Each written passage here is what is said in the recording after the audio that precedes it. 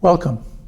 This is Robert Evrén. I am Consulting Curator for European Art at the Norton Museum of Art, and I'm bringing you third in the series, Intermezzi, which are short clips about paintings or groups of paintings in the Old Master collection.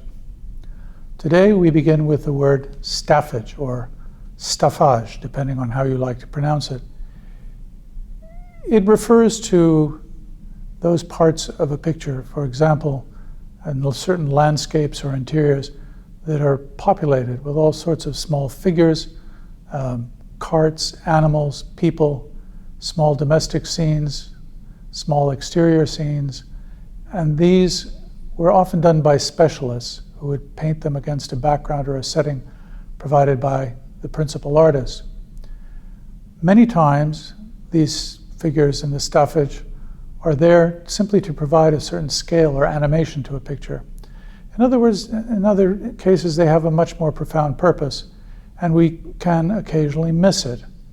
The work, for example, behind me, which is a church interior by the Dutch Golden Age artist Dirk van Delen, has long been described as church interior with figures, as if there were no explicit subject matter in it.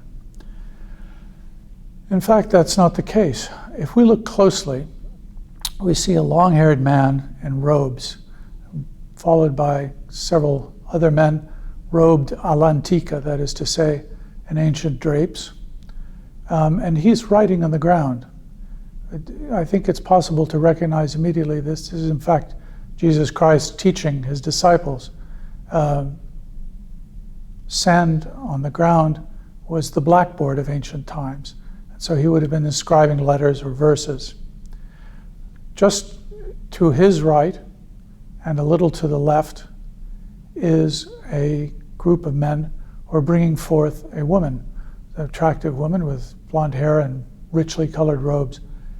These are, we can identify them as the woman brought to Christ in adultery. And that is where Christ, after receiving them and hearing the complaints of the men who wish to stone her to death, Christ says the immortal lines, "Let he who among you who is without sin be the first to cast a stone at her." This scene, we should note, takes place in a contemporary setting for the Dutch. It is rather as if you had a biblical scene taking place in the cathedral in New York, or maybe even on Fifth Avenue. The contemporary setting was one that made it more persuasive to contemporary viewers. Van Delen's picture, we know, also dates from before 1530.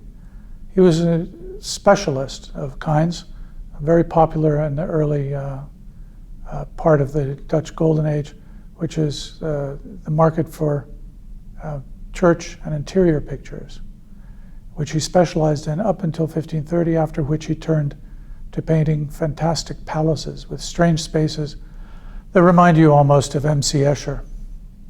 Here, however, it's in his early phase, and one in which it's defined not only by the very careful and correct perspective, but also by the light which seems to come and bathe the nave of the church in a sort of poetic glow.